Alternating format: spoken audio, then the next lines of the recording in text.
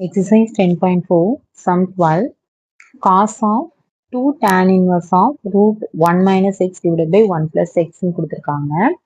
இப்போ இதை differentiate பண்ணி dy by dx ஓட வேல்யூ என்னன்னு பார்க்கணும். ஃபர்ஸ்ட் கொடுத்திருக்கிற சமம் y எடுத்துக்கோங்க.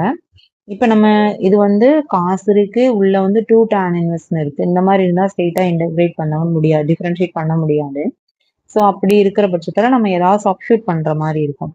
இப்போ நான் அதுக்காக என்ன பண்ணியிருக்கேன் அப்படின்னா எக்ஸ் ஈக்குவல் டு காஸ் 2 தீட்டான்னு எடுத்திருக்கேன்.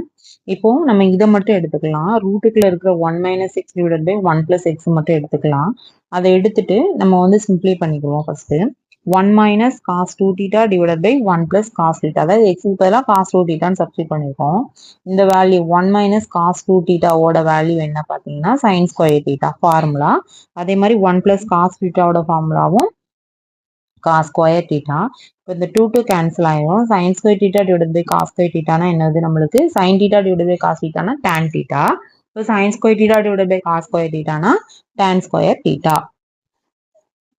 இப்போ நம்மளுக்கு வந்து என்ன இருக்கு, இங்க வந்து ரூட் இருக்கு அப்படிதானே, அதனால இந்த ரூட் எடுத்துக்கிடுவோம். Is equal to root of tan square தீட்டானா இந்த 2 ரூட்டை கேன்சல் ஆயிட்டு நம்மளுக்கு என்ன கிடைக்கும், டேன் தீட்டா மட்டும் கிடைக்கும். இப்போ ஈக்குவேஷன் 1 வந்து எடுத்துக்கோங்க. ஈக்குவேஷன் 1ல வந்து இதை இந்த வேல்யூ கொண்டு சப்ஸ்டியூட் பண்ணுங்க. y equal to cos of 2 tan inverse of tan theta, அந்த root of 1 minus x divided by 1 plus x இருந்த இடத்துல கொண்டு சப்ஸ்டியூட் பண்ணோம்னா இது tan inverseம் டேனும் கேன்சல் ஆயிட்டு உள்ள வந்து 2 தீட்டா மட்டும் இருக்கும்.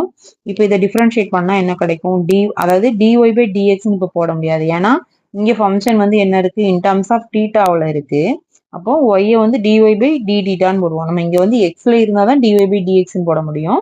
இங்க தீட்டா இருக்கிறதுனால தீட்டாவை பொறுத்து தான் நம்ம டிஃபரன்ஷியேட் பண்ண முடியும். So dy by d theta equal to cos 2 தீட்டாவை டிஃபரன்ஷியேட் பண்ணா மைனஸ் சைன் 2 தீட்டா. இந்த 2 தீட்டாவை அகைன் டிஃபரன்ஷியேட் பண்ணா நம்மளுக்கு என்ன கிடைக்கும், 2 கிடைக்கும். அப்போ நம்மளுக்கு என்ன கிடைச்சிருக்கு, dy by d theta equal to minus 2 sin 2 தீட்டான்னு கிடைச்சிருக்கு. நம்மளுக்கு என்ன வேணும், dy by dx தான் வேணும். அப்போ இதை எப்படி போட்டுக்கலாம், dy by d theta into d theta by dx. இது theta theta கேன்சல் ஆயிட்டுனா dy by dx தானே இருக்கும். So dy by d theta into d theta by dx. இது வந்து செயின் ரூல்னு சொல்லுவாங்க. ஸோ இந்த செயின் ரூலை யூஸ் பண்ணி நம்ம இப்போ செய்ய போகிறோம். இப்போ எக்ஸ் ஈக்குவல் டு காஸ் 2 தீட்டான்னு எடுத்துக்கிடுவோம். அது நம்ம ஏற்கனவே எடுத்தோம்ல, அந்த ஈக்குவேஷன் 2 எடுத்து எழுதிக்கோங்க. X equal to cos 2 theta. இப்போ இதை டிஃபரன்ஷியேட் பண்ணுவோம். இது எக்ஸ், இது தீட்டாவில் இருக்கு. அப்போ தீட்டாவை பொறுத்த டிஃபரன்ஷியேட் பண்ண முடியும்.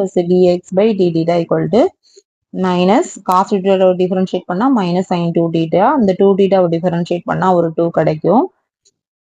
அப்போ நம்மளுக்கு என்ன வேணும், டி தீட்டா பை டிஎக்ஸ் தான் வேணும். அப்போ அதை அப்படியே ரெசிப்ரோக்கலா போட்டுக்கலாம். போட்டால் 1 by மைனஸ் 2 sin 2 தீட்டான்னு கிடைக்கும்.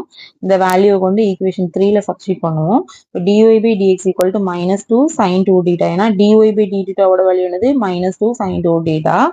இதோட வேல்யூ வந்து dy by d theta by dxோட வேல்யூ வந்து 1 by மைனஸ் 2 sin 2 தீட்டா. பார்த்தீங்கன்னா இது கேன்சல் ஆகிட்டு நம்மளுக்கு வந்து 1 மட்டும் கிடைக்கும். இதான் நம்மளோட ஆன்சர். தேங்க்யூ.